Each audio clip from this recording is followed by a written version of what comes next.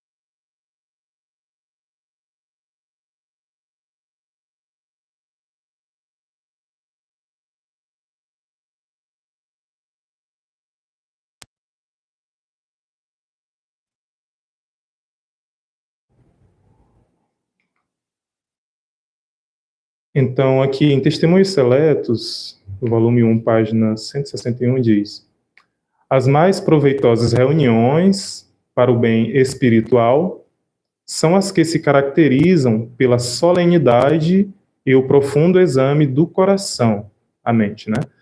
Cada um procurando conhecer-se a si mesmo com sinceridade e profunda humildade, buscando aprender de Cristo. Então aqui, esse texto aqui complementa esse texto anterior, nos dando aqui dicas de como a gente deve proceder, como a gente deve se comportar no ambiente de culto. Os pastores e os professores devem dar especial atenção ao cultivo da voz. Devem aprender a falar sem nervosismo e precipitação, mas enunciando pausada, distinta e claramente, conservando a harmonia da voz. Então, aqui mais um exemplo de como deve proceder no culto, na escola sabatina, como a gente está, porque toda palavra dita usando desses atributos aqui, ó, com certeza ela vai alcançar melhor a nossa mente, para o nosso entendimento. Até porque se a pessoa ela não tiver a pausa, não tem como as pessoas refletirem, não tem como elas formar aquele entendimento, porque foi muito rápido a explicação. Como a gente vê muitas pessoas que são inteligentes, mas as pessoas não conseguem compreender porque elas falam rápido demais. Então, a capacidade não está em a pessoa ser só inteligente. Ela também deve respeitar, porque cada um precisa entender no seu tempo. Isso, exatamente. E fugir dos extremos. Quando diz aqui pausada, também não é aquele extremo de você falar se arrastando. De uma forma equilibrada. Não tão apressada, nem tão também demorada. Aí aqui, no livro Mente, Caráter e Personalidade, a senhora White relata que a voz do Salvador era qual música aos ouvidos dos que se achavam habituados à pregação monótona e sem vida dos escribas e fariseus. Aqui ela relata que o que dá a entender é que eles pregavam parecendo esses credos de oração já decorada. Ela relata que era, o que dá a entender é que era isso, era uma pregação sem vida, não tinha assim um fervor no sentido de palavra viva, de revelação. Exatamente, uma vã repetição, era como se fosse essa monotonia aqui das pregações dele. Contrário a isso, Cristo tinha uma maneira de pregar que era clara, era objetiva, era simples. Diz que tanto crianças como velhos entendiam, né? Tanto que está escrito que ele veio pregando aos pobres. Os pobres naquele tempo eram tratados com muito preconceito, não davam espaços aos pobres ouvirem a mensagem, porque eles também não tinham muito entendimento. E aí Cristo chegou falando de um jeito que tanto os ricos como os pobres entendiam, né? E ele falava com autoridade, está escrito. Ele conseguia alcançar todas essas classes, né? A linguagem era no mesmo nível de entendimento. Isso, diz que quando a gente vai se comunicar, a gente tem que saber, na questão da escrita, o professor sempre me falava que quando você vai escrever uma redação, você tem que entender que não está escrevendo para você, mas para os outros que vão ler. Então, nada de encher a redação de palavras complicadas, de difícil entendimento, porque senão as pessoas não vão receber a mensagem. Né? E às vezes as pessoas querem burocratizar Deus com coisas difíceis, né? Mas Deus é simples. A mensagem é para nós. E se é para nós, a gente tem que entender de acordo com a nossa língua, né? Com o nosso entendimento. Aí aqui, ó, ele falava devagar e de modo impressionante, acentuando as palavras a que desejava que os ouvintes dessem especial atenção, Adultos e jovens, ignorantes e instruídos, podiam aprender-lhe plenamente o sentido das palavras. Isto haveria sido impossível se ele falasse, né, de maneira apressada, precipitando sentença após sentença, sem uma pausa. Aqui é um extremo, né, o que a gente acabou de falar aí. O povo escutava-o com muita atenção e diziam a seu respeito que ele não falava como os escribas e fariseus, pois sua palavra era como a de alguém que tinha autoridade. Ele falava com autoridade porque ele conhecia a verdade e ele era guiado por Deus. E por isso que ele, quando ele falava, ele era entendido por todos. Não tinha mistério na maneira de falar de Cristo. A todos que ele falava ali, eles entendiam.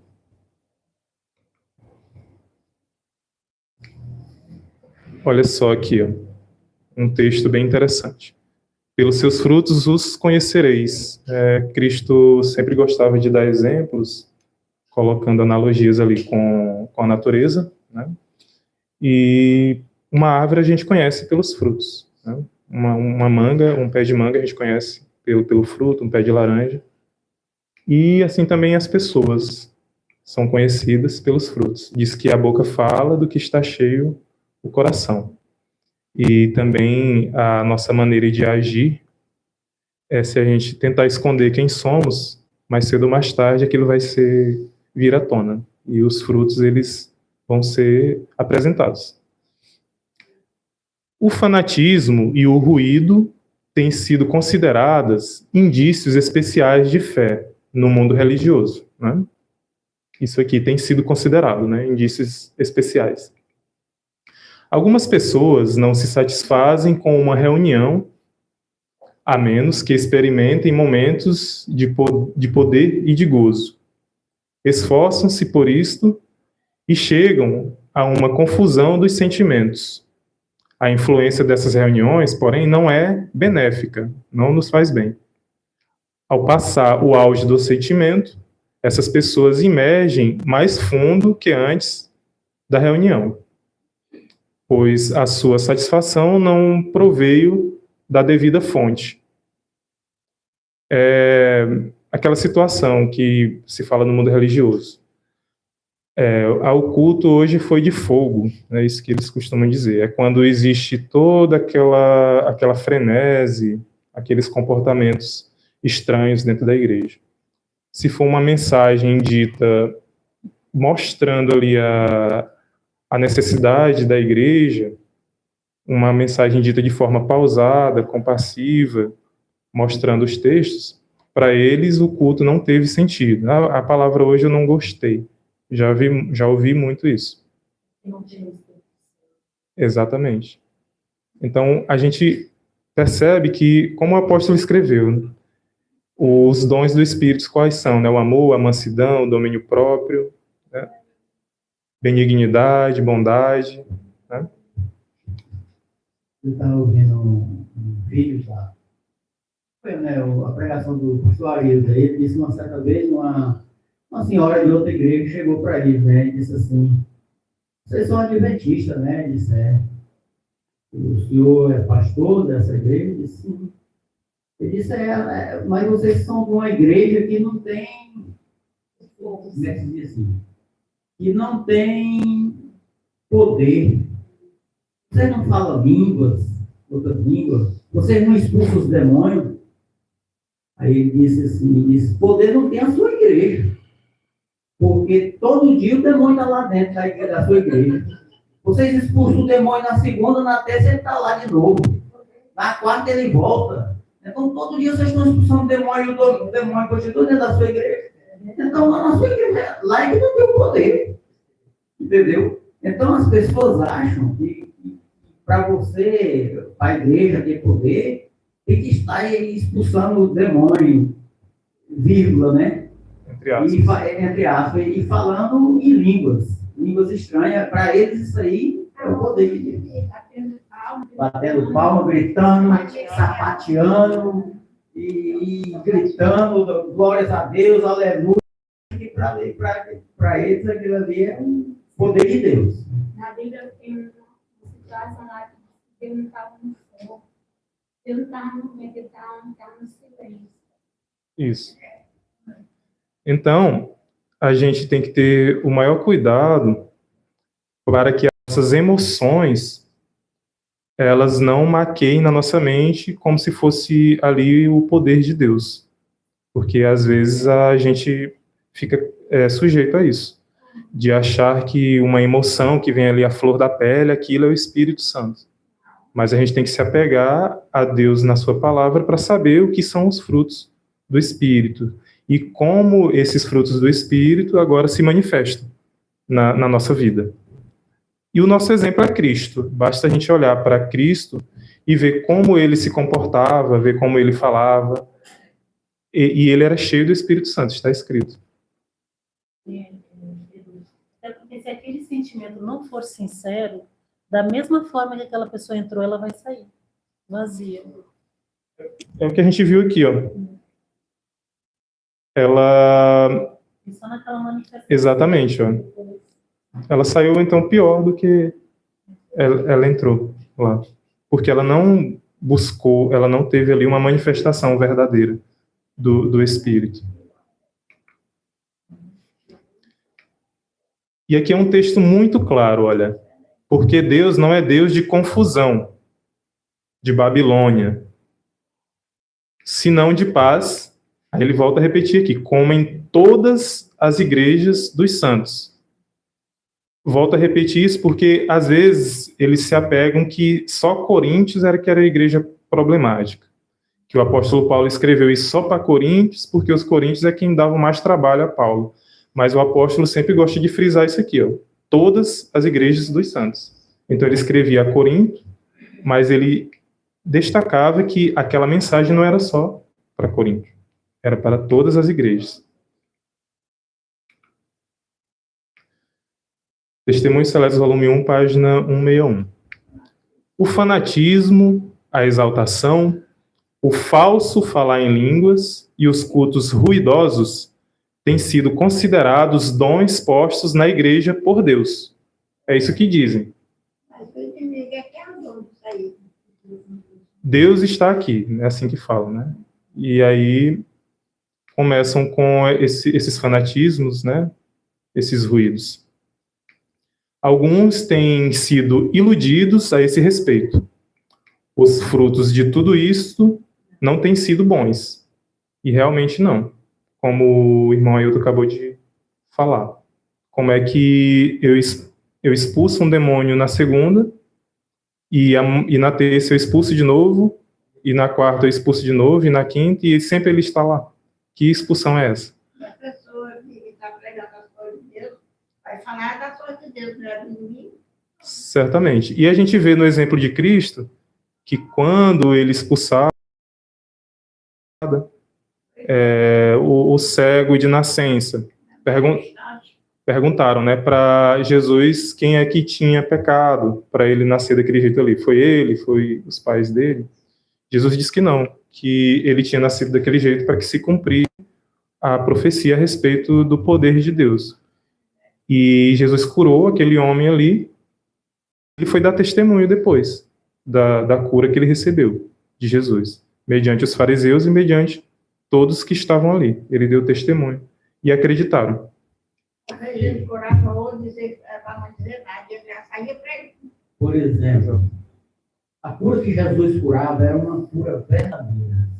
Era um milagre que era operado de verdade.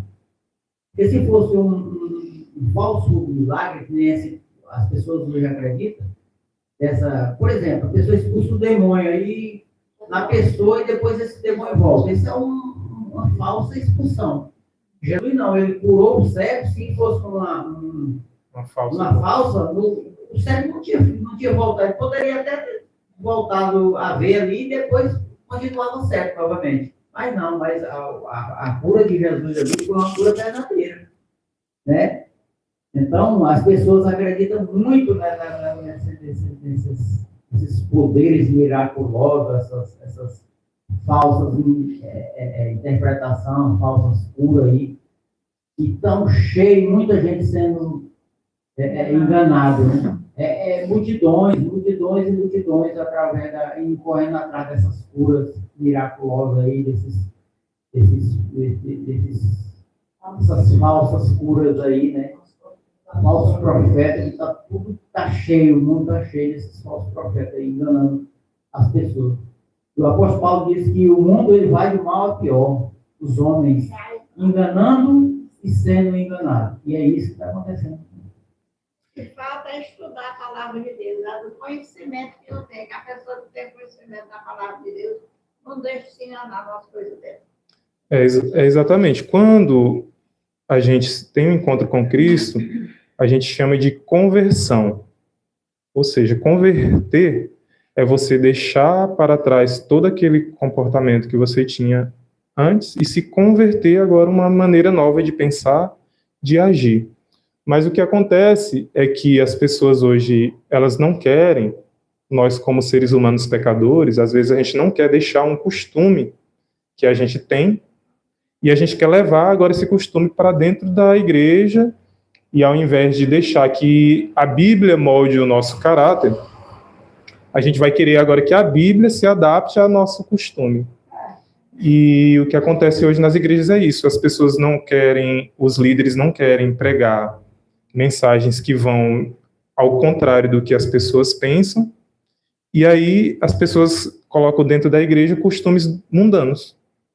Tem uma visão da senhora White que ela relatou que estava trilhando no caminho largo, e a gente sabe que o caminho largo é o caminho da perdição. Ela disse que estava trilhando no caminho largo pessoas que tinham escrito sobre si a mensagem mortos para o mundo. E disse que essas pessoas tentavam pregar para as outras e os mundanos olhavam para eles e diziam assim, olha, vocês estão pregando para nós, mas vocês são igual a nós. E é isso que está acontecendo dentro da igreja. Os costumes do mundo,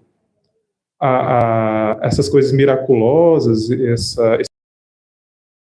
estranhos de culturas mundanas, eles estão trazendo para dentro da igreja, maquiando isso com falsas doutrinas, dizendo que é de Deus. Mas na frente a gente vai ver que foi o homem mesmo que colocou essa doutrina e diversas outras dentro da igreja. Não foi Deus.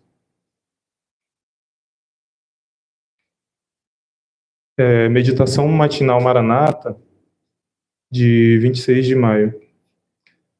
Algumas dessas pessoas têm formas de culto a que chamam dons, e dizem que o Senhor os pôs na igreja. Tem uma algarávia, uma bagunça, isso aqui significa, né? Sem sentido, a que chamam língua desconhecida. Desconhecida não só ao homem, mas ao Senhor e a todo o céu. Porque foi criada pelo homem, não foi criada por Deus, né? Se fosse criada por Deus, Deus conhecia. Tais dons são manufaturados por homens e mulheres, ajudados pelo Espírito Santo, pelo grande enganador. Então, muitas doutrinas, inclusive essa doutrina falsa de línguas, não foi estabelecido por Deus. Exatamente. A gente vai ver depois relatos aqui de historiadores, de pesquisadores, de intelectuais que foram buscar sentido nessas palavras, nesses sonhos, e não encontraram. Interessante que está falando ali que é desconhecida até pelo Senhor. Exatamente. É algo que Deus não conhece. Da mesma forma que Deus irá dizer para aquele que não fazia a sua vontade, eu não vos conheço, apartai-vos de mim.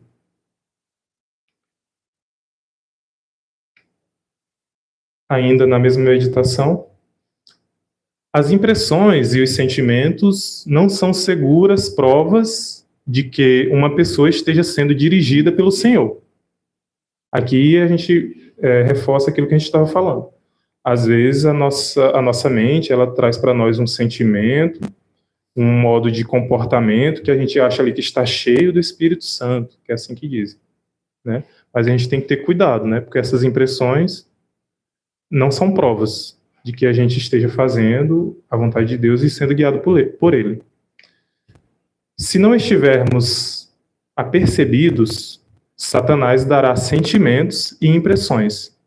Estes não são guias seguros.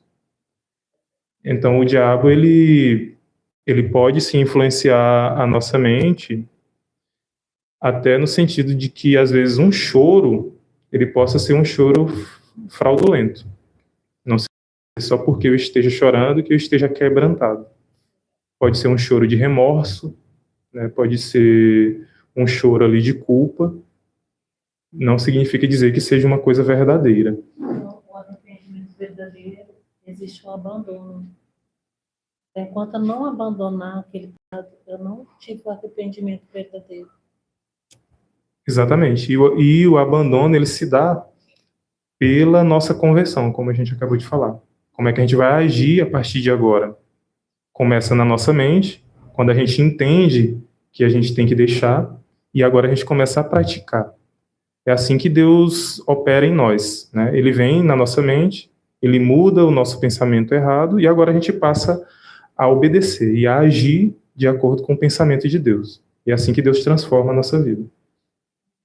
Se converter é você sair do modo que você estava, você vai ser convertido, vai mudar. Enquanto não tiver a conversão... Não existe o verdadeiro arrependimento, né? Então, a conversão é você estar andando aqui diretamente para o caminho da maldade. Quando você se converte, você pega e volta para trás. E vai agora no caminho reto, que é o caminho da salvação. Isaías 8, versículo 20, um texto muito conhecido. Todo profeta, todo pregador, todo cristão que não estiver de acordo com isso aqui, a Bíblia diz, se eles não falarem segundo isso aqui, não há luz neles. Então a palavra de Deus ela é completa.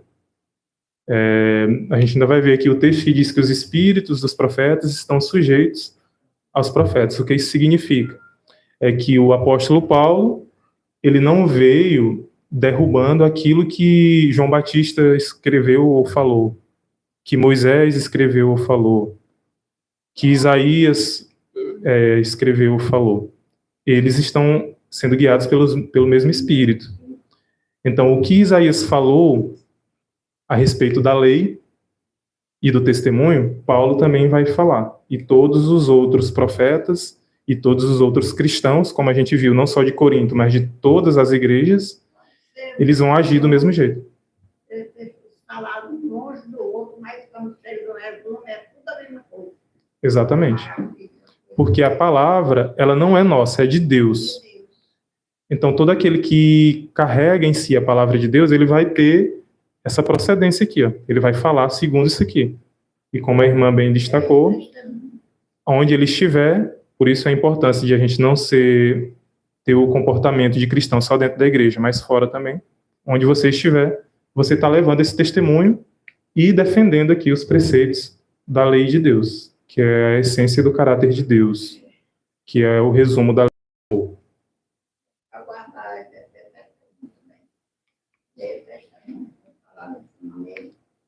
Olha aí o texto que eu acabei de citar. Ó. Os espíritos dos profetas estão sujeitos aos profetas. Então, se eles estão sujeitos aos profetas, todos eles falarão de acordo com a lei e o testemunho. Nenhum vai falar discordando do outro.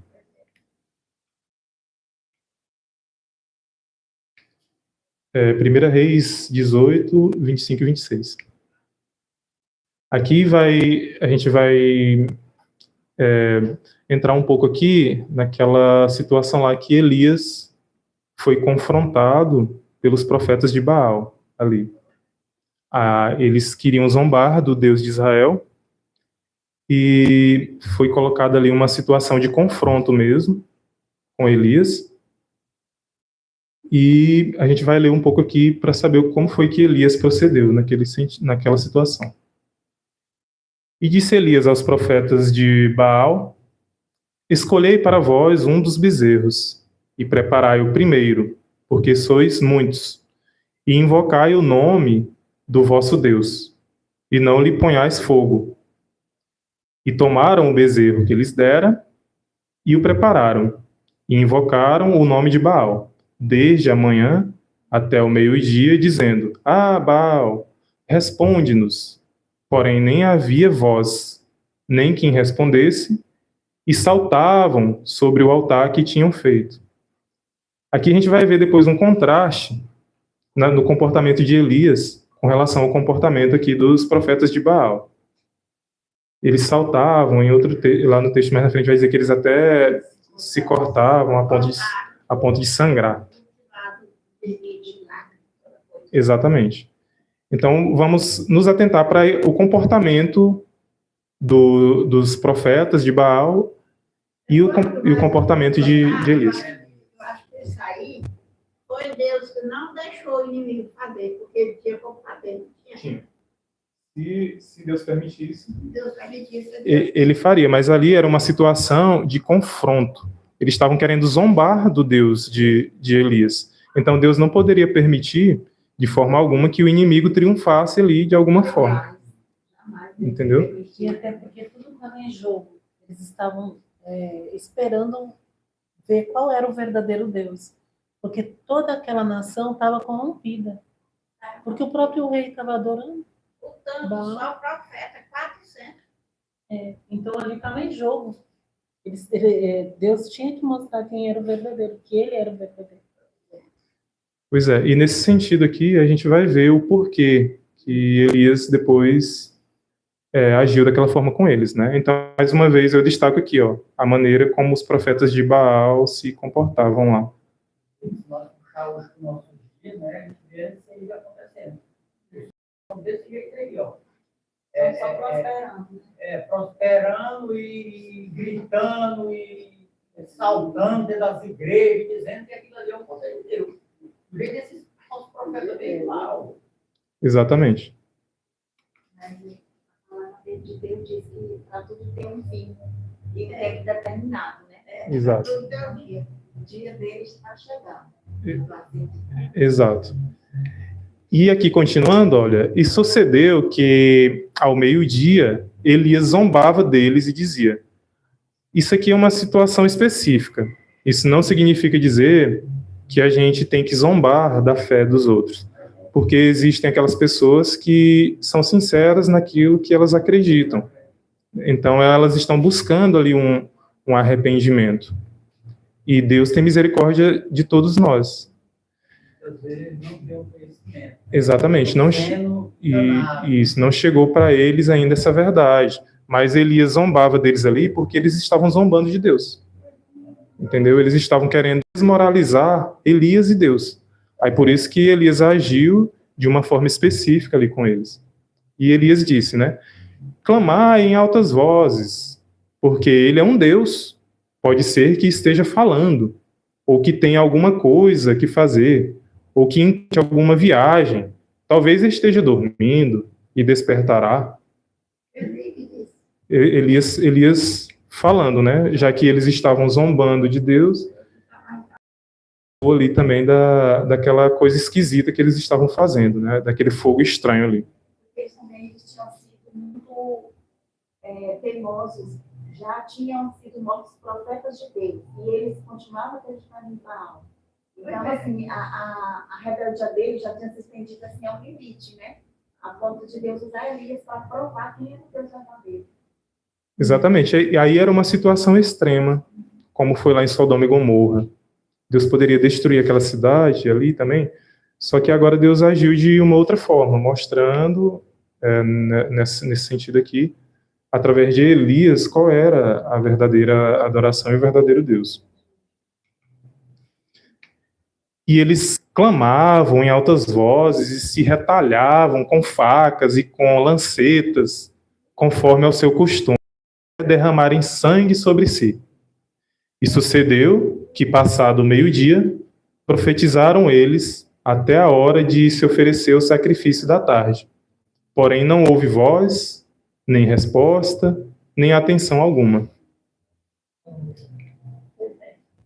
E aí agora a gente vai ver como é agora o comportamento de Elias. como foi o comportamento dele. A gente viu até agora como foi a maneira dos profetas de Baal agirem ali, e agora a gente vai ver como é o contraste entre o comportamento de Elias e o deles.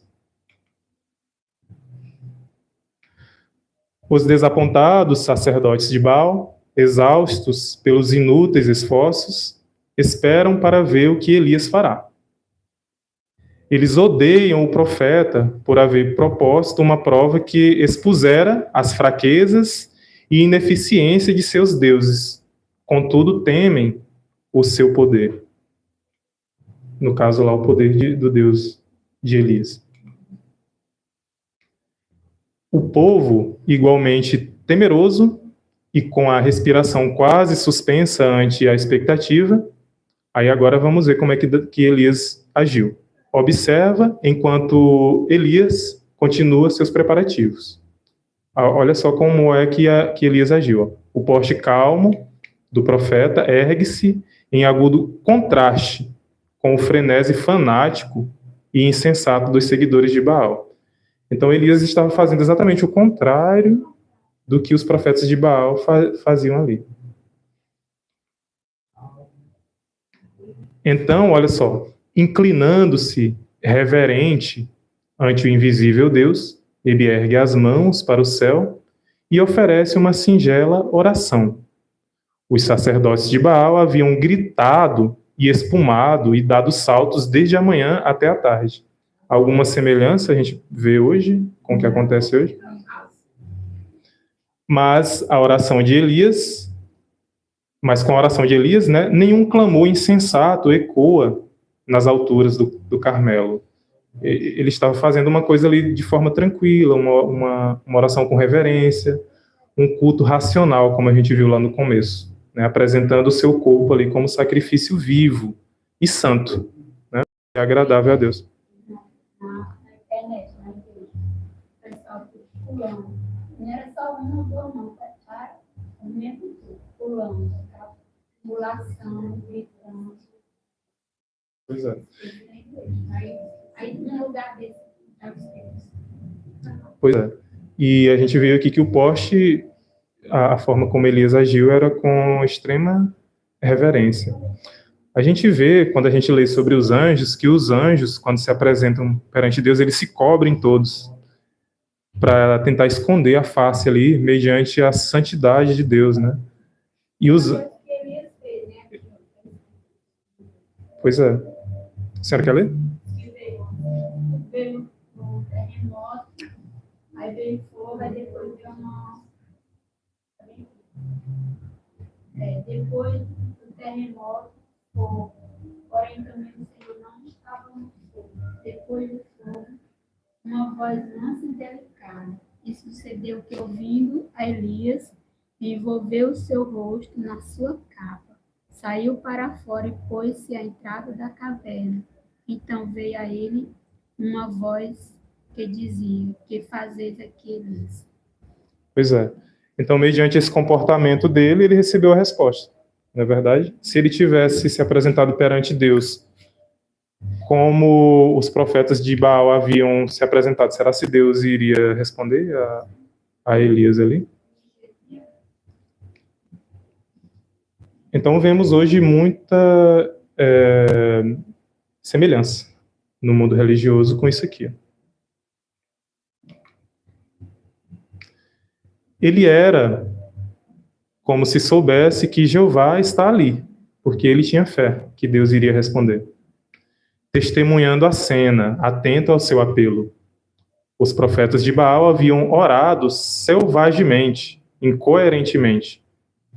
Elias ora com simplicidade e fervor, pedindo que Deus mostre sua superioridade sobre Baal, para que Israel pudesse ser conduzido a ele. Então, em total contraste, total diferença com a maneira que os profetas de Baal agiram ali. E olha só o que o apóstolo Paulo escreveu. Sim. Parecendo festa secular, né? Na hora dos cânticos, se você tirar a letra da música ali, você só olhar para o vídeo, você pensa que é um show de qualquer banda do mundo aí, porque não tem diferença. Inclusive, hoje se pegam os sons, porque muitos acham que o som ele é a parte menos importante da música, mas ele é a principal parte, porque as batidas, as frequências musicais, elas ativam em nós muitas coisas.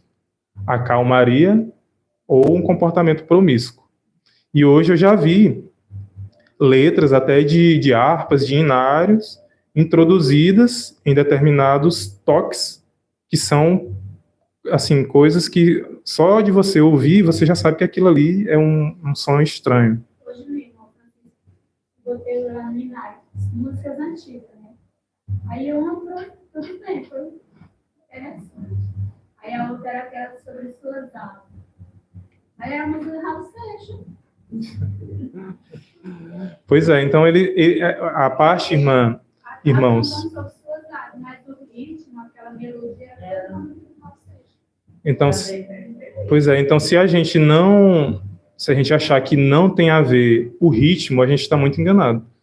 Porque eles distorcem a palavra que diz adorar a Deus com cânticos, né, aquele salmo lá que fala, né? E eles acham que a gente pode pegar todo o ritmo e colocar uma letra ali que fale de Deus e tá tudo bem. E, na verdade, Deus, em momento algum, a Escritura nos dá aval para a gente fazer isso. Isso é... Uma Bíblia fala que naquele tempo que tinha instrumento, tamborim, não sei como é que chama, e eu outro instrumento de música. E olha o negócio, mas eu sei que não é daquele jeito. Sim. Eu participei de pode-se dizer, era tipo um festival musical, eram hinos evangélicos, né? Aí teve várias apresentações, teve gente que cantou rock para Jesus, teve vários cantores lá. E aí eu cantei mais 2 senhoras. E a gente nem instrumento tinha. A gente cantou só mesmo a capela, só as vozes. E acredita que a gente que ficou em primeiro lugar Lá na questão nesse festival de música evangélica. Nós cantamos um hino do Inário, sem nenhum instrumento, só as vozes.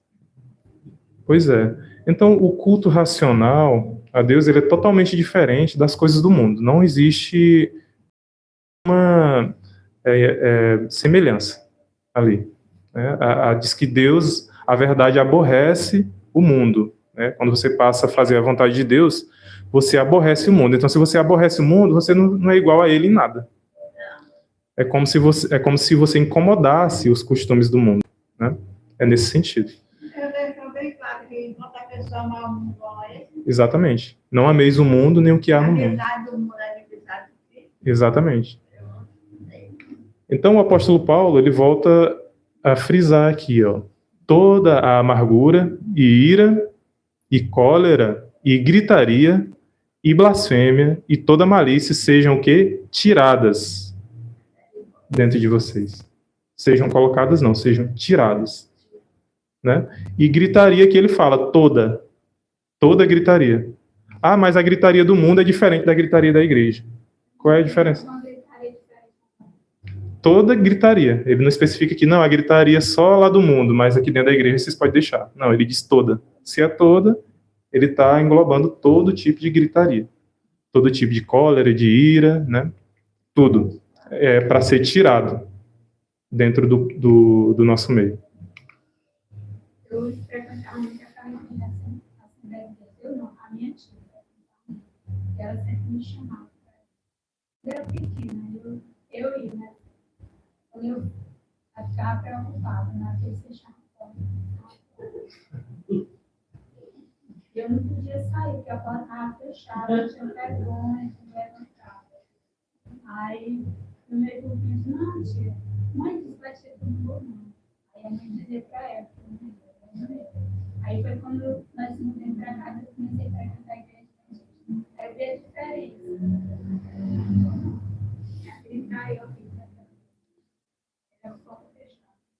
Ele está ficando lá, foi eu assim. Foi? começaram a gritar, a criança Era só de gente matar a criança. zoada, e a criança passou mal, e ela pra fora. Morreu. Ele teve Foi? a corrupção.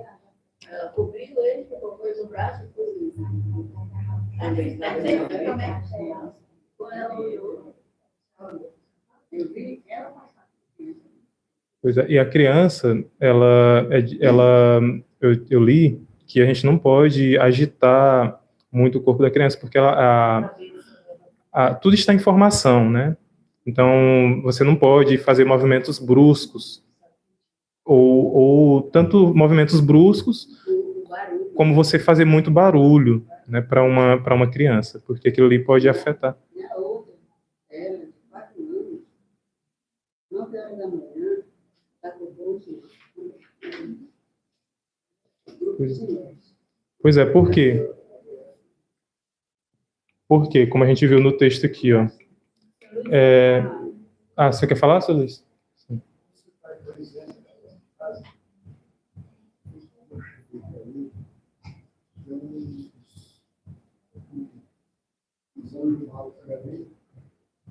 Perturbador. E do meu lado, a minha filha, ela já passando mal com um elemento que mora lá no fundo do meu quintal, para lá.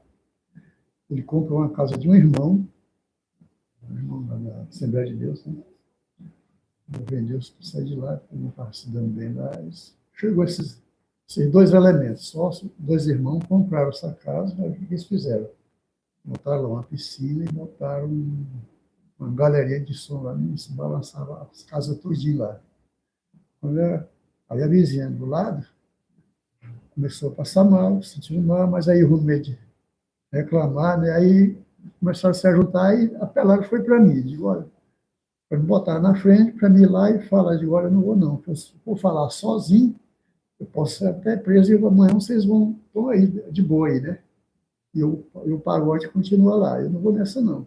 Cadê? Vocês têm um filho advogado, têm um neto advogado, por que vocês não vão atrás do direito de vocês? Porque vocês estão com o poder na mão. Eu estou aqui sozinho. Eu tenho uma irmã que é juíza, mas ela lá em Goiás, ela não tem nada a ver para cá, é outra área. Não foi nada, não. Começou a passar mal, quando foi agora, o filho dela gastou 30 mil com ela para colocar o marca-passo. Aí, os animais estão lá, eles não estão nem aí não, quem morre, cachaça 24 horas. Vocês ligar, por exemplo, agora são o quê? Ainda mora lá aí no povo. São 10h20, vocês ligaram agora 10h20 da manhã agora, entra à noite, vai ligar no outro dia, 10h20 de novo, ou até já meia-noite. É assim. Não sei como é que aquele pessoal vive sem dormir.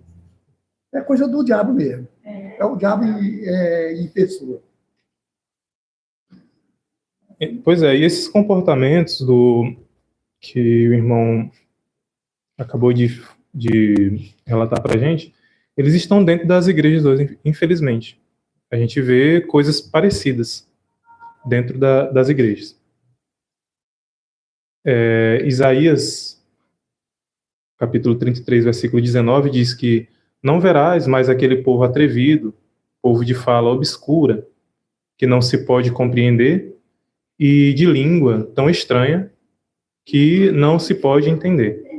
Então, esse povo, o profeta está dizendo aqui que não será visto mais.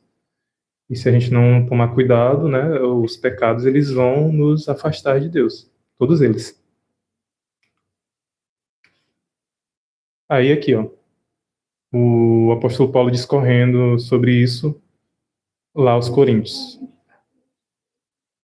Porque ele dando exemplo lá para eles, né? Porque tinha esse problema lá dessas línguas estranhas. Ele escreveu, olha, porque se a trombeta der sonido incerto, quem se preparará para a batalha? No sentido lá da guarda, né, dos exércitos. Eles tinham os diferentes toques de trombeta, e o toque da batalha era um específico. Então, se eles dessem um som que fosse incerto, como é que eles iriam se preparar? Assim também vós, se com a língua não pronunciardes palavras bem inteligíveis, como se entenderá o que se diz?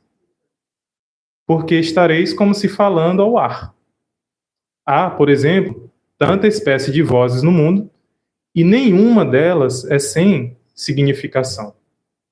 O apóstolo Paulo estava explicando para eles ali que se vocês forem falar, que falem de acordo com a língua de vocês, simples. Né? Se querem transmitir alguma mensagem, transmitam com palavras que se entendem, com coisas que se entendem. Né? Porque senão é como se você estivesse falando a nada, porque ninguém vai estar entendendo o que você está dizendo. E a palavra, ela é um meio de comunicação. E para existir a comunicação, alguém tem que falar ou escrever e o outro tem que entender aquilo que está sendo falado, escrito ou apresentado ali. Tanto na língua como na linguagem, né? Nos sinais que são feitos. Assim, pois é. Então, se não existir uma forma de se compreender, a mensagem não foi transmitida ali com sucesso. Com o fim de precipitar desenlaces emocionais para produzir soluços e gemidos estáticos, ou risos arrebatados, o chamado riso santo. Contudo, denominar o produto destes arrebatamentos, os soluços e gemidos, de línguas é confusão, porque soluço e gemido não é língua, muito menos línguas. Aqui é um livro, uma obra de Ellen Hasse, né? Ele foi um pastor que estudou muito, inclusive quando ele começou, ele não era nem adventista. Quando ele começou a estudar sobre essa questão aqui das línguas, né? E a gente vai ver muitos textos dessa obra dele aqui, ó, a luz sobre o fenômeno pentecostal. Assim diz o Senhor. Ainda nessa mesma obra dele aqui, ó, ele escreveu: língua é um sistema de linguagem pelo qual os seres dotados de inteligência se comunicam e se entendem.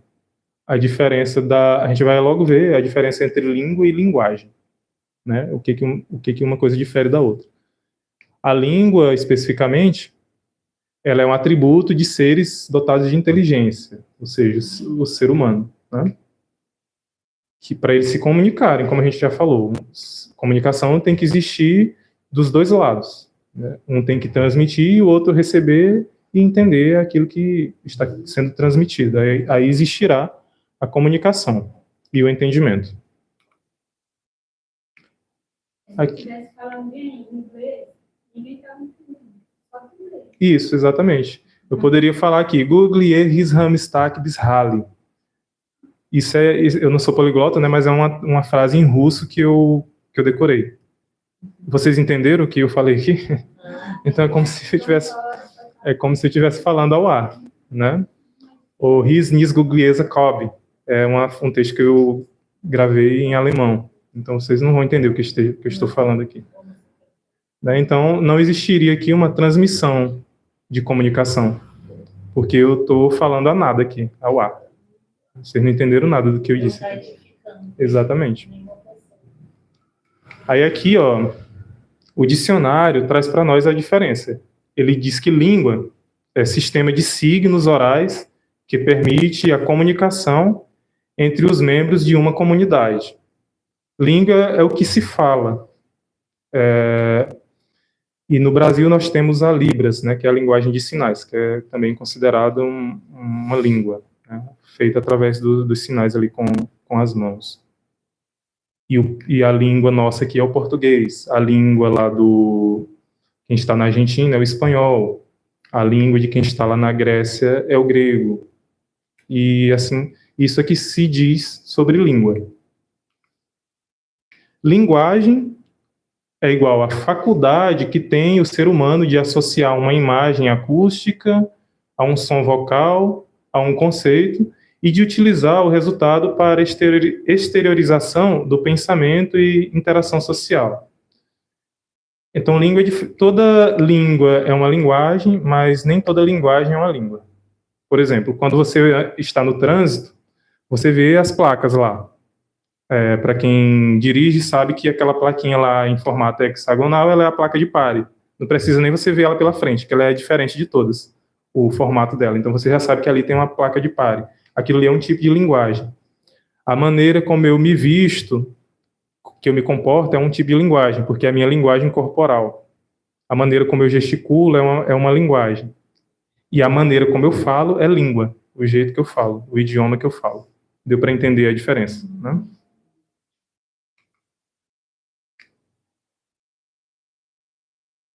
O supracitado, fiel adventista do sétimo dia, Elemer Hassim, acho que é a maneira que se pronuncia, nos dá a respeito um esclarecimento oportuno por experiência própria, haja vista ter sido um profundo estudioso da matéria, tendo pleno conhecimento dos bastidores pentecostais, com relação às línguas aí faladas e, por eles, ouvidas. Assim diz o Senhor na obra dele aí. A diferença de suas algarávias é no sentido de som que sai da garganta aqui. Residia em produzir orações, aliás, algarávias é bagunça, né? Sons guturais é os que são aqui da garganta, né? Aquilo que é falado, como a gente fala, som que aumenta o som da garganta aí. É o que vem da garganta. Nasais é aquele som que a gente fala mais pelo nariz, aquelas palavras mais com vento, né, nasalizadas. E outras vezes sibilante. Sibilante é a respeito de sons, como se fosse assovio, né, ou uma buzina, uma coisa. É nesse sentido.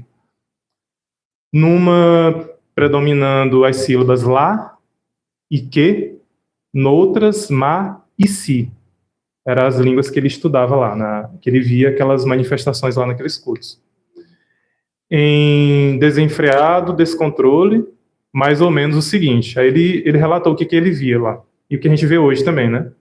Nessas línguas estranhas aí. Eles repetem palavras assim, ó. Laraque, laque, laque, lique, lique, salaque, e esse tipo de sons aqui, né?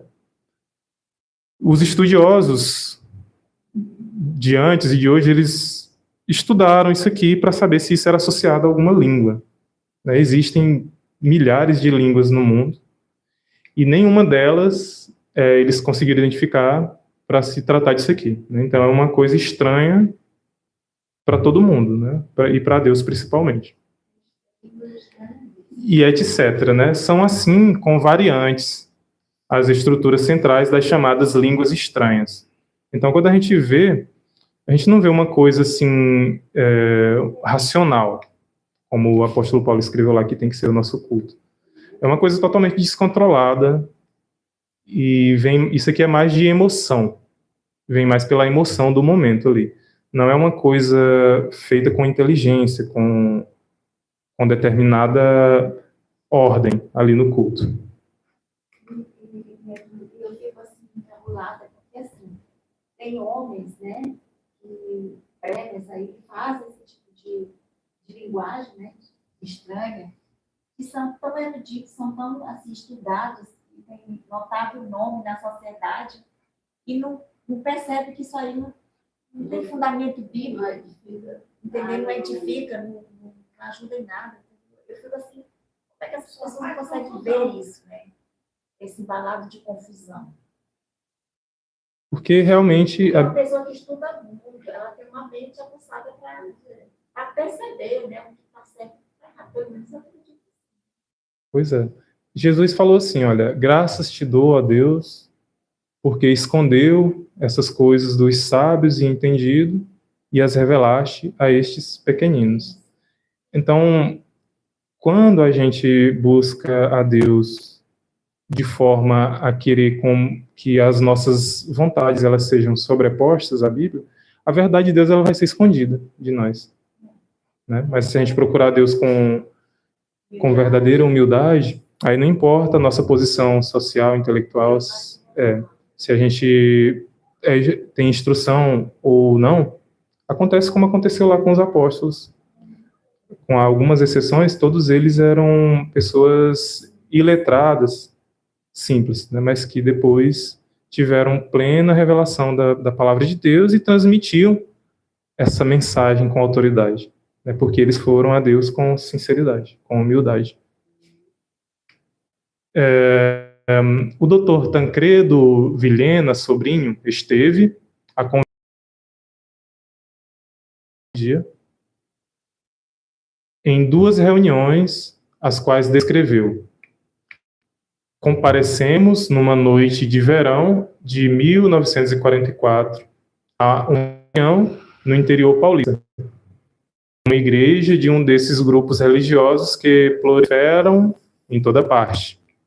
Alguém orava em voz súplice e quase chorosa, em meio a glórias, aleluias, améns, glórias a Jesus, proferidas por toda a congregação.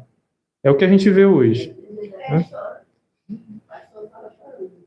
Essas repetições assim, de forma esquisita, né? E acaba se tornando uma bagunça, porque um começa a falar e o outro começa a falar por cima e mistura e aquilo vira uma bagunça. Mas na frente a gente vai ver como é que o apóstolo Paulo instruiu lá a Corinto sobre como se deve falar. E até mesmo no nosso cotidiano, se você está conversando com alguém e você falar, e aquela pessoa falar também, não está tendo um diálogo ali. É necessário que um fale, o outro escute, depois o que falou se cala e o que escutou fala. Não é assim? Se os dois falarem ao mesmo tempo, não vai existir uma comunicação. Não vai existir um diálogo. E muito menos, se com dois já gera uma bagunça, e um monte. Um lugar onde tem um grande ajuntamento de pessoas, todos falando ao mesmo tempo. Que ordem tem ali, naquele lugar? Não precisa nem ser gritaria, mas se aqui todo mundo começasse a cochichar, aquilo iria atrapalhar o culto aqui. Falando baixinho, mas se todo mundo começasse... para vocês verem, se uma pessoa começar a conversar de forma paralela, mesmo que baixinho com outra, vai atrapalhar. Imagine várias pessoas ao mesmo tempo fazendo aquilo ali. A oração era secundada por fervorosas confirmações de batiza, ó Pai, batiza agora, dá-me o selo, batiza sim. Até que um dos presentes desatou a engrolar exatamente isso. Engrolar é fazer as coisas com pressa, assim, é um negócio agoniado, né? Não é uma coisa que tem sanidade mental naquilo ali, é fazer a coisa na base da pressão, né? É engrolar. Aí, quando esse pastor, esse líder, ficou ali sobre aquela pessoa falando essas coisas, né? Ele começou a falar isso aqui, ó. Tabiti, tabiti, tabiti. Muito repetitivo. Maralá, maralá, maralá, maralá, siquiá, siquiá, siquiá. Né? Então, ali ele foi envolvido ali por uma emoção momentânea, essa pessoa. E aí ele começou a falar isso aqui sem sentido nenhum. Exatamente. E aqui é o que está relatando nessa reunião que ele teve lá, né, no interior de São Paulo. E em julho de 1948, numa cidade menor, próxima daquela, vindo de São Paulo, um notável médium especializado em efeitos de materializações espíritas, realizava práticas para seus adeptos. Mediunidade, a gente sabe que não é coisa que provém de Deus, né? É espiritismo. Então, eles foram lá, né? Verem esse médium. De repente, um dos médios começa a fungar. Né? Fungar, a gente sabe que é aquele sonido esquisito. Está ocorrendo a incorporação. Isto é, um espírito chegou e entrou no médium. E esse espírito a gente sabe que é demônio. Né? Não é um parente que foi, se voltou, não é um anjo de Deus, é demônio. Né? Esses espíritos que eles recebem é espírito de demônios. Então ele pôde relatar isso aqui nessa reunião lá desse médium, né?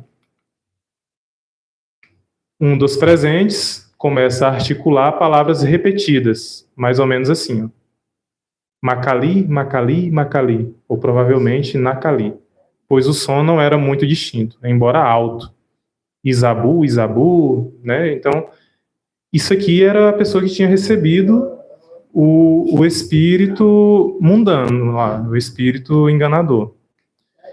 E a gente vê que a semelhança é muito grande, né? E a gente já viu também, porque às vezes as pessoas utilizam da narrativa de dizer que lá no candomblé, ou na mediunidade, eles estão imitando o Espírito Santo. Como se isso aqui, independente do lugar que isso seja apresentado, seja dom de Deus. Nunca a pessoa proferir com a sua boca isso aqui, independente se ele esteja na mediunidade, no candomblé dentro de uma igreja, ele vai estar fazendo ali a vontade de Deus. Ele vai estar manifestando ali o Espírito de Deus, de maneira nenhuma. E aqui mais exemplos que os irmãos podem analisar aí, se não é o que a gente vê hoje.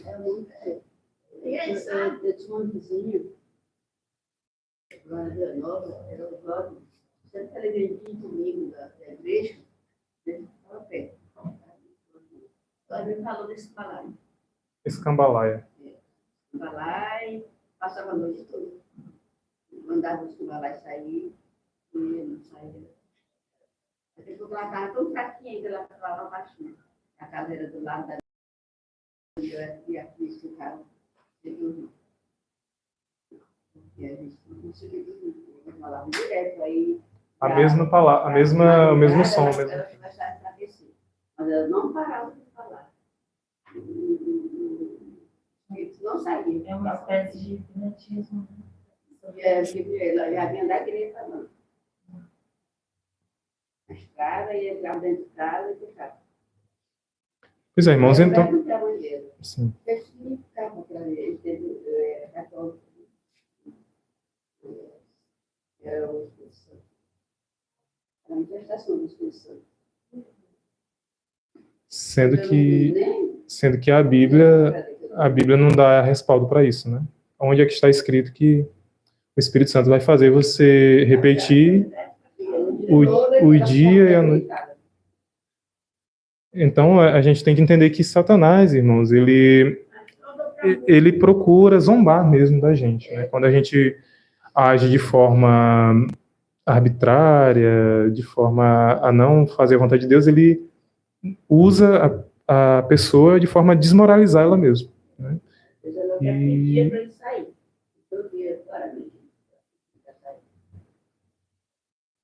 Pois é, então, misericórdia, né? Que Deus ele nos livre desse e de outros laços de enganações do inimigo, né? Agora, ele no livro dele lá, né? Ouça as línguas faladas no candomblé e veja a incrível semelhança com as línguas pentecostais, predominando as sílabas ma e lá. Aqui como dizem os antigos, né, uma cantiga de candomblé, né? Terra de Cantararimaia. É até difícil de pronunciar. Cantarinamaia. Rimaracachou, Select Manai. Sei nem o que significa isso. Então, isso aqui é o que é falado no candomblé. E a gente vê essa semelhança também dentro das igrejas hoje. Dessa mesma coisa aqui, né?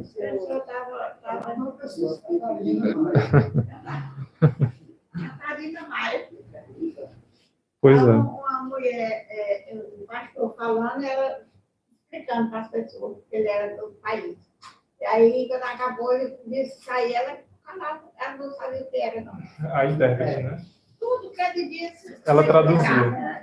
Mas enquanto ele falava uma língua nativa mesmo, da terra dele, ela traduzia. Mas isso aqui é impossível de traduzir. O Dr. Fernando Prete, funcionário do governo do Espírito Santo, foi durante 11 anos membro superatuante da Igreja Pentecostal Maranata. Relatou no livro que escreveu e editamos, A Igreja do Monte. No dia 4 de janeiro de 1996, esteve em minha casa e mencionou as línguas que se falavam na Igreja Pentecostal Maranata. Aí isso aqui era o que falava, né? I uiladamará ha i. Acho que é assim. Ishirai, Sirais, Balabarrás e não sei mais o que, né? E aí ele explicando, né, na reunião que eles tiveram lá. E disse que todos lá falavam estas línguas, mas fez questão de frisar. A língua Balabarrás era exclusivamente minha, ou seja, só ele falava isso aqui. Né? Os outros falavam outras coisas lá, mas essa aqui era a exclusividade dele. Aí o pastor foi e perguntou para ele, então eu lhe perguntei, o que elas quer dizer? Ele respondeu que não sabia. Então ele estava fazendo ali algo não racional. Como a gente viu lá no começo, o culto não é racional. É emocional. Então se o culto... Isso. Então, se eu pronuncio uma coisa que eu não sei, eu não estou sendo racional. E se eu não estou sendo racional, eu estou indo contrário ao texto que diz lá que o nosso culto tem que ser racional. O sacrifício vivo, santo e agradável a Deus. E se o nosso culto não é racional, esse culto é para Deus? É Deus que está guiando, o Espírito que está guiando essa pessoa é o Espírito de Deus?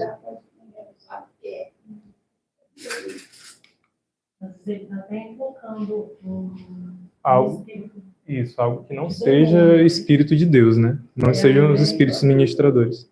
Isso. As línguas do movimento carismático católico, a pessoa que fala, as fala e interpreta.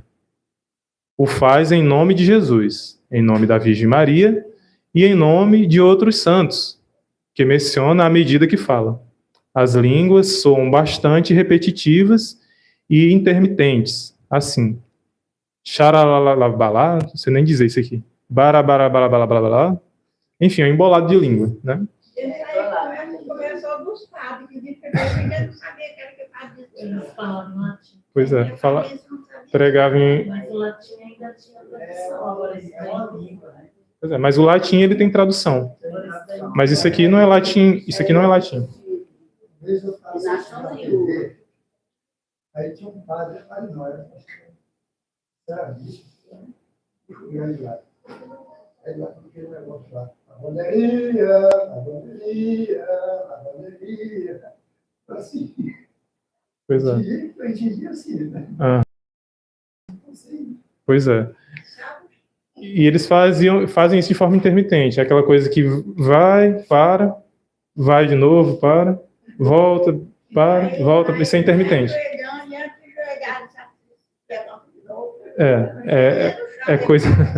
É coisa intermitente, né? Não tem racionalidade. Chega até a ser engraçado, né? A gente vê esse tipo de esses comportamentos.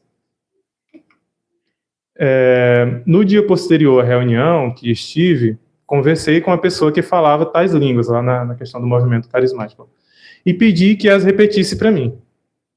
Ela informou ser impossível, pois era um influxo do Espírito Santo quando descia na reunião.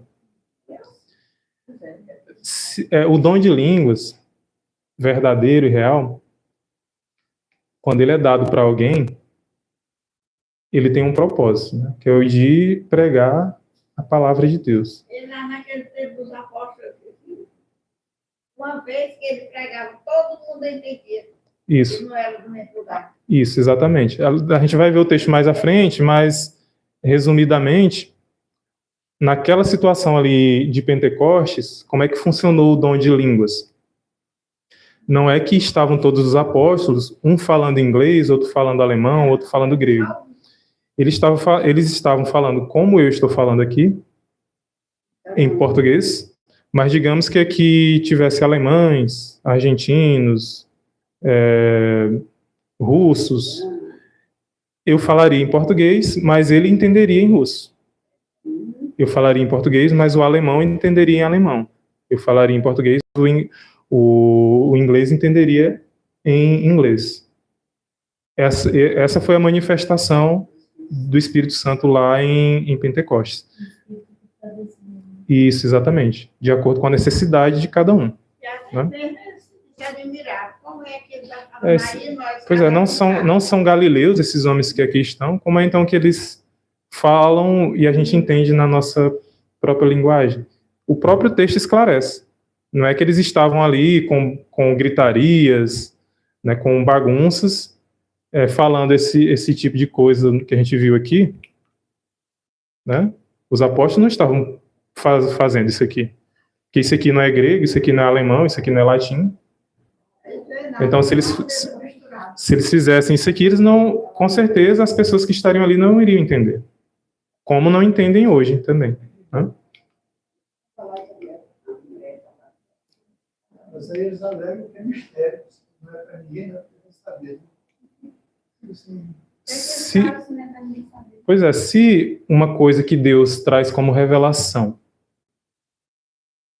para mim, porque tudo que Deus faz é para a salvação do homem, não é verdade? É para a salvação de almas. Já pensou se Deus desse para os profetas uma mensagem que só eles mesmos entendessem? Como é que a gente teria acesso à verdade de Deus? Né? Se tudo é feito para a nossa salvação, diz que tudo que foi escrito para que a gente entendesse, foi escrito para os nossos dias. Diz que foi escrito mais para os nossos do que para a época que foram escritos, né? As profecias que foram escritas. E aquelas pessoas, eu acho que quando elas terminaram de falar aquilo ali, não sabe o que era, não. Isso, ele mesmo disse aqui, ó, no texto passado, a gente viu que ele perguntou depois para ele o que ele tinha falado, ele disse que não sabia. E tampouco poderia repetir, porque era só na hora lá da reunião que descia sobre ele aquele dom de línguas. E outra coisa, estando aqui, voltando a citar a questão do Pentecostes, ali era necessário porque tinha pessoas de outras regiões que precisavam ouvir. No nosso meio aqui só tem brasileiros. Para que Deus vai me dar dom de língua estranha se só tem pessoas que falam português aqui? Não tem sentido Deus dar, nem para mim particularmente, porque se eu falo em português, para que Deus vai me dar uma revelação em inglês? Se é só para mim. Então, se é só para mim, Deus vai me revelar na língua que eu entendo. E se é para os outros, também do mesmo jeito. Ele vai revelar. Se ele praticar alguma coisa na sua própria língua, que é o português, é só passar para os outros. Exatamente. Não é só para ficar contigo, só naquele momento ali acaba. Exatamente. Porque se você está numa reunião, como a gente está aqui agora, qual é o sentido de Deus trazer uma mensagem só para mim? Né? Tem que ser para edificação de todos. O pastor Roberto Rabelo, orador emérito da Voz da Profecia, conhecido e amado e respeitado pelos evangélicos em geral, afirma o seguinte: competentes linguistas, pessoas que estudam as línguas de todo mundo, né, todas as línguas, têm ouvido centenas de gravações desses sons, disso que a gente viu para trás aí, né, e opinam que eles não têm nada em comum com qualquer das 3.000 línguas faladas na Terra. Né? Então, são em média 3.000 tipos de línguas faladas na Terra.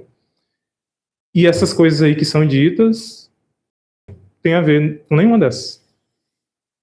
Um deles, de forma mundial, o Dr. William Welmers, professor de línguas africanas da Universidade da Califórnia, em Los Angeles, diz: até o presente momento, nenhum linguista identificou qualquer emissão destes sons como qualquer língua humana real, existente hoje, no passado ou no futuro.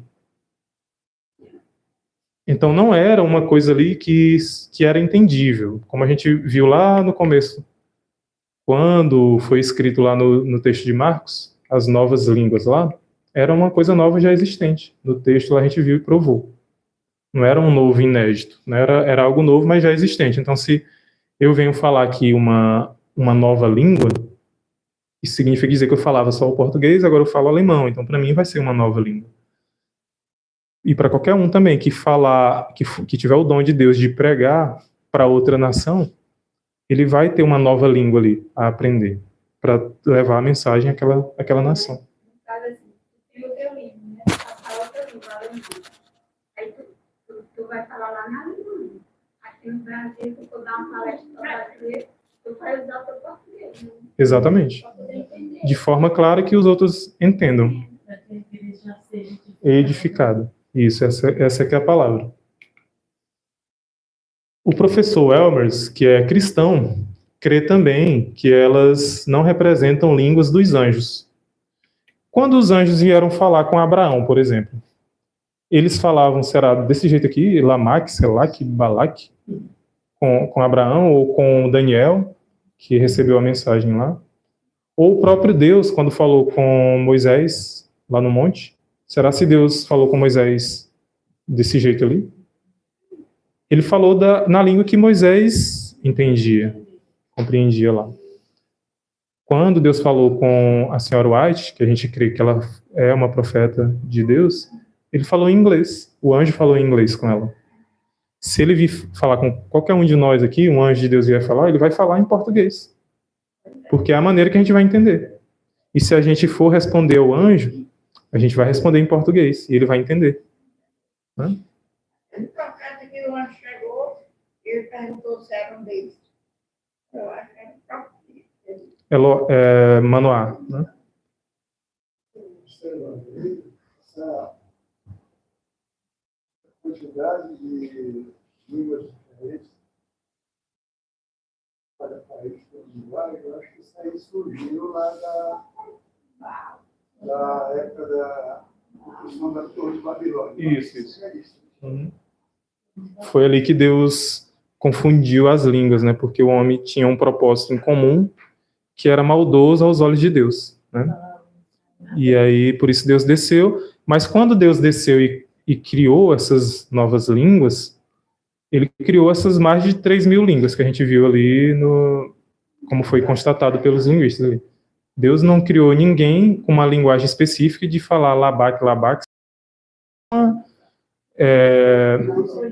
Isso, não existe nenhum país que seja oriundo disso, e muito menos os anjos que falam nesse tal idioma aí que não existe, né?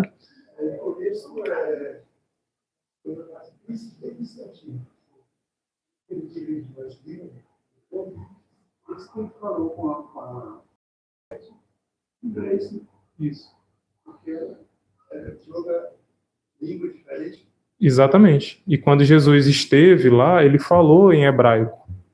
Se ele tivesse vindo para qualquer outro país, ele nasceria ali falando aquela língua oriunda daquele país ali, né? E mesmo que ele não falasse, teria um tradutor para esclarecer aquilo, para que as pessoas pudessem entender. O que acontece na maioria das vezes quando você é um convidado para fazer a palestra, mas você não fala português, vai ter um tradutor. Isso, se viesse alguém apresentar um tema aqui para nós, se fosse de outro país, ele traria um tradutor, né? Porque a gente não iria entender o que ele está falando, né? Então ele... Opa!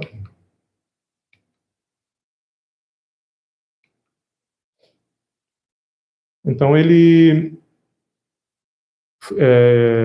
notou que essas línguas não eram língua dos anjos. Citamo-lo de novo. Mesmo uma língua celestial, se ela for traduzível, deve mostrar algo das características da linguagem como a conhecemos. Deus não é irracional. E a linguagem humana existe simplesmente porque fomos criados à sua imagem. Então, se Deus não é irracional, nós também não somos, porque a gente foi criado à imagem de Deus. Então, se ele fala conosco, ele vai falar em uma linguagem traduzível, né? Se ele vai falar com a gente que é brasileiro, ele vai falar de um jeito que a gente entenda no português. Aí aqui o texto de Atos, que a gente acabou de citar. Ó. E em Jerusalém estavam habitando judeus, homens religiosos de todas as nações que estão debaixo do céu. E quando aquele som ocorreu, ajuntou-se uma multidão, e estava confusa, porque cada um, olha só, os ouvia falar na sua própria língua. Tinha os judeus ali, à frente da mensagem, mas as pessoas escutavam na sua própria língua. E todos ficavam pasmos, né? E se maravilhavam, dizendo uns aos outros: pois que? Não são galileus todos esses homens que estão falando? Como, pois, os ouvimos, cada um, na nossa própria língua em que somos nascidos? Esse é o verdadeiro dom de línguas. O que fala em língua desconhecida, esse texto que eles gostam muito de usar, né, para dizer que, para dar base a essa linguagem, 1 Coríntios 14, né?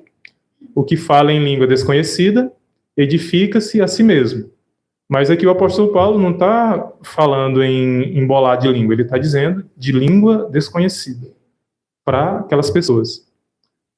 Então, como eu falei agora há pouco aqui, as duas frases, né, eu estava falando feliz sábado a todos, tanto em russo, que eu decorei, como em alemão. Mas eu não edifiquei vocês, porque vocês não estavam entendendo o que eu falei, mas a mim, né, que estava entendendo. Então, se eu falo numa língua desconhecida, eu não estou edificando a igreja.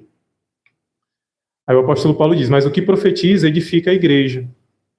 Eu quero que todos vós faleis em línguas, porque é um dom importante.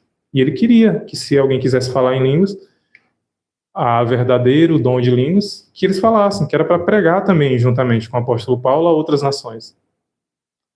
Mas ele diz que queria muito mais que profetizeis, porque o que profetiza é maior do que o que fala em línguas. E hoje o mundo religioso diz que enquanto você não fala em línguas, você não é batizado pelo Espírito Santo. Não é isso? Eles dizem que o dom maior, o que caracteriza uma pessoa que é batizada pelo Espírito Santo, é o falar em línguas. Mas o apóstolo Paulo diz que o quem profetiza é maior do que o que fala em línguas. E aí? Com quem está a verdade? Eu preguei da Assembleia de Deus há quase 30 anos. Falar em línguas, buscar, orar e buscar. Nós precisamos de ouvir. Nunca recebeu e nem entendeu, né? Então, nada para provar e falar essa linguagem deles seja coisa real. Certamente. E do interessante é que Jesus não falou em línguas. Ele não recebeu o dom do Espírito. Isso, Jesus era cheio do Espírito Santo. A pessoa que pisou aqui na Terra, que deu o único que deu o real, o verdadeiro testemunho de Deus foi Jesus. E ele era cheio do Espírito Santo de Deus. E ele não ficava pulando quando ele ia pregar, nem babando, nem escumando pela boca. Tampouco expressando sons que eram sem entendimento, né? A gente viu que ele falava de forma pausada. Então, o que profetiza é maior do que o que fala em línguas, a não ser que também interprete para que a igreja receba edificação. E agora, irmãos, se eu for ter convosco falando em línguas, que vos aproveitaria, se não vos falasse ou por meio da revelação, ou da ciência, ou da profecia, ou da doutrina? Então, se o apóstolo Paulo fosse pregar para eles ali, porque ele era um homem bem instruído, ele falava outras línguas, se ele chegasse lá pregando em outra língua que eles não entendessem, ele não estaria edificando ali a igreja de Corinto. É isso que ele está dizendo aqui, né? Estamos já encerrando. E aqui ele reforça isso que eu acabei de falar. Ó. Dou graças ao meu Deus porque falo mais línguas do que vós todos. Ele falava outras línguas também, né? Todavia, eu antes quero falar na igreja 5 palavras na minha própria inteligência, para que possa também instruir os outros, do que 10.000 palavras em língua desconhecida. E volto a repetir que aqui ele não está se referindo a esse embolar de língua, ele está falando sobre as línguas que ele sabia falar, que era, porque pelo fato dele ser poliglota, né, dele falar outras linguagens ali. Com certeza ele falava grego também, porque era uma língua predominante lá. Isso, exatamente. Então era necessário, era mister que ele falasse a eles 5 palavras com inteligência do que 10.000 de forma só para dizer que ele era poliglota, Só porque eu sei falar em outras línguas, eu vou pregar aqui para vocês em outra língua. Não. Não traria nenhuma edificação. Se mostrar que é coisa que eles fazem. Exatamente. Olha só. Aqui sobre a questão da organização, né? A gente vai encerrar com esse texto aqui. Que fareis, pois, irmãos? Ele agora perguntou, né? Já que eu instruí vocês a tudo isso aqui, então, como é que vocês vão fazer? Né? Ele vai ensinar agora como é que eles vão adotar o dom de línguas verdadeiro. Quando vocês se ajuntarem, cada um de vós tem salmo, tem doutrina, tem revelação, tem língua, tem interpretação. Faça-se tudo para a edificação da igreja. Né? E se alguém falar a língua desconhecida, faça-se isto por 2, ou quando muito, 3. Não todo mundo de uma vez. E ele ainda especifica aqui, e um por sua vez. Não era porque ser 2 ou 3 que os 3 iam falar ao mesmo tempo. Falava um, depois o outro, né? E haja intérprete. Mas se não houver intérprete, esteja calado na igreja e fale consigo mesmo e com Deus. Então, como ali era uma região portuária,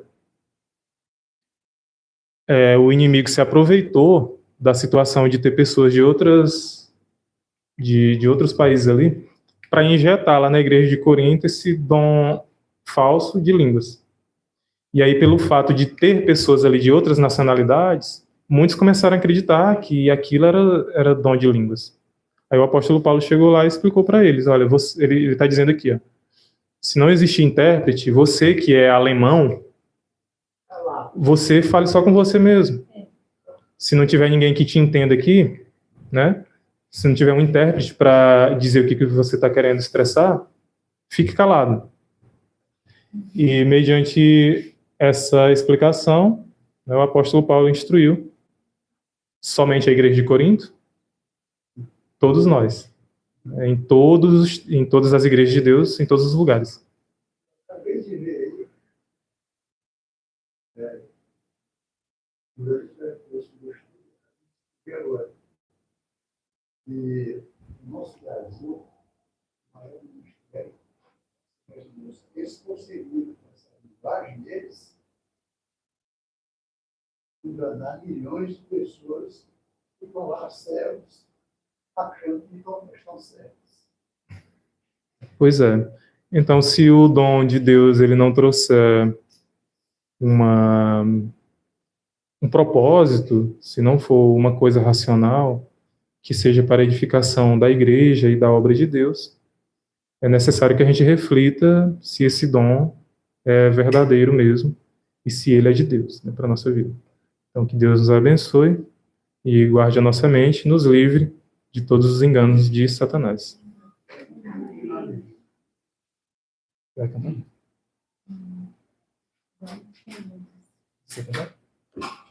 Então vamos ter uma música aqui para encerrar.